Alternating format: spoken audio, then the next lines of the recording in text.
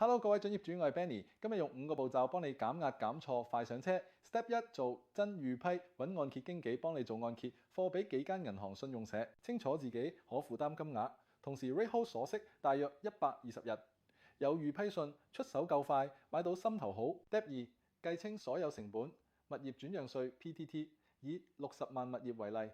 PTT 大約1萬，20萬乘1%等於2000，餘下40萬乘2%等於8000。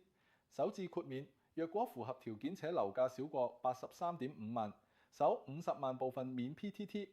以60萬個案為例，只需付2000，因為計10萬乘2%。外國買家附加稅如適用，指定地區加20%。其他嘅常見費用，律師費約900、1300起，估價費約至多600。視供應商用線上計算器預先估好，避免臨尾爆煲。Step 3咁熟區嘅地產經紀要識盤、識大廈常見問題、識議價。每星期睇樓做筆記，跟蹤成交，幫你摸清真實市價。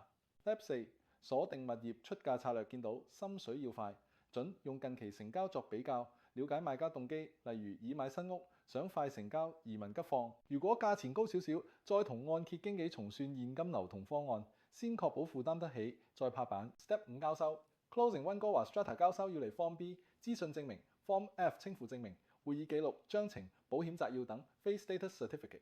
按揭經紀、銀行、律師三方對接，確保指示、放款文件全部就位。交收前 Final Walkthrough 收到 Statement of Adjustments 去銀行開本票、電匯、簽名、放款冇鎖匙正式業主。總結一下，預批 BC 版成本清單，好經紀出價策略穩陣交收，上車可以又順又穩。覺得有用就 Like Subscribe，我係 Benny，下集見。